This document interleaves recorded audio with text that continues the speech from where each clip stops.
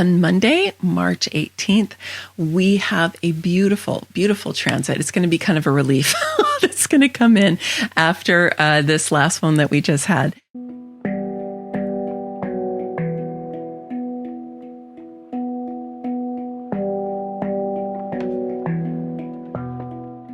So the sun is going to move into the gate 25 and the earth is going to move into the gate 46. And these are both on the G center, which is the center for love and lovability, identity, and direction. So these are really beautiful kind of love-filled energies that we're going to get to experience.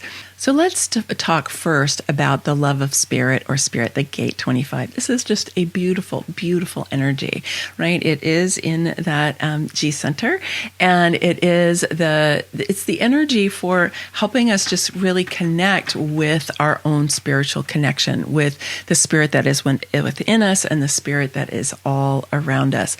When this is being lit up by the sun, it's a really great time to infuse your spiritual practice with even more love, with even more compassion, with even more devotion. And if you don't have a spiritual practice, this is a really good time to start one. It doesn't have to be religious, doesn't have to be complicated, but it is a time for you to get to connect with yourself, right? So it's you meeting you, but it's your human self meeting your spirit aspect. And so I always highly encourage people to have their own spiritual practice. And in my book on feminine sovereignty, I devoted a whole chapter to it called Your Daily Date with the Divine. And so you might want to take the opportunity during this transit, if you don't have a spiritual practice, to develop one. And you can take a look at what I have in my book, because there's a lot of different suggestions about what you can do if you don't already have something that's working for you. Or you may want to refresh it. You may want to start over. You may want to have a new connection to it.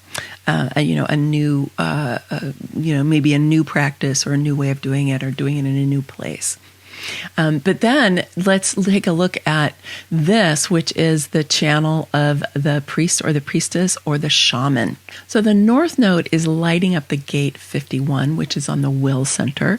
And so here, as the sun is transiting the 25 on the G center, they're going to connect and make a whole channel. And so during this particular transit, we're going to have a defined G center and a defined will. And this actually connects the two parts of the heart chakra together. In human design, these are both parts of the heart, and they're going to be connected during this particular transit. So this is a beautiful, beautiful channel. As I said, it's a priestly or a shamanic channel. It has to do with the ability to initiate oneself and others into higher consciousness, because that's the energy of the 51. That can be a shocking experience sometimes when we get initiated, but it doesn't have to be shocking. It's by nature, it's going to be somewhat disruptive, just because when we get initiated into another level, usually something has to kind of break apart and fall away. So it can be that, but it doesn't have to be shocking, even though the 51 is known as the gate of shock in traditional human design. And the 51 can be a challenging energy. I do have this defined in my chart, so I know it quite well. I'm actually really looking forward to the transit of the 25, so I can get that whole channel for myself going as well. But it's a huge ally and a tool for us on our spiritual growth path. This is also the transit for the equinox. So it's the spring equinox here in the northern hemisphere. And this year it falls on March 19th. It's a little bit earlier than usual, but it is definitely during this transit. And I like to note this because it is the time of Ostara. And I took the name of Ostara from the goddess who presides over the spring equinox, because this is also my birthday month. And Ostara is also known as Astarte and OEsther in the ancient Celtic traditions in old Europe. This is pre-Roman. And so these were tribal people, and they acknowledged the equinoxes and the solstices and the cross-quarter days very important to the really land-based people, the earth-based spirituality that they had.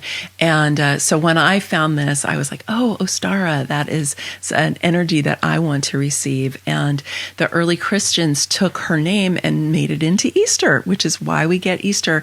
And Ostara is why we have eggs and bunnies that go with Easter that have nothing to do with the crucifixion and the resurrection, but it does have to do with fertility and with regeneration and with rebirth, right? And so that's that kind of energy, is this rebirth energy, because during this time, depending on where you are in the Northern Hemisphere, like where I am, spring is full on by the time we get to the equinox.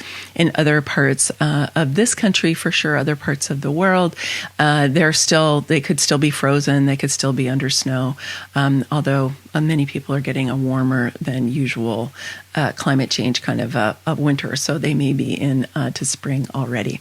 But I just wanted you to know that this is a time that has been revered by people around the globe for, millennia, for a time when we get this growth happening again. So the Earth is lighting up the gate 46 during this transit, and this is a beautiful energy also. This is the love of the body, or embodiment. And so this is an energy that helps us to, again, it's on that G center, right? So it has to do with love and lovability, identity, and direction. And this is about how we are in this beautiful, incredible form. I mean, the human body is a miracle, really, if you stop and think about it. And the question that you want to ask yourself is, what's my relationship to my body? How in my body am I, or am I not really in my body? Pillar number 3 of feminine sovereignty is all about embodiment and our vitality and our relationship to the living world. So that's also another great reference for you from my book for this transit, because it is taking a look at what is our historical training having to do with our relationship to our body. And, generally for women, we lost our sovereignty under patriarchy, and our bodies were not our own. And we, were more or less traded around among men who had more power than we did. And so our relationships to our bodies could get very complicated in that case, right? So we're coming out of that now, in even those of us who we like to think of have more control over our bodies, right? There are some laws that are being put out there that are saying, hey, maybe you don't have as much control over your body as you think you do.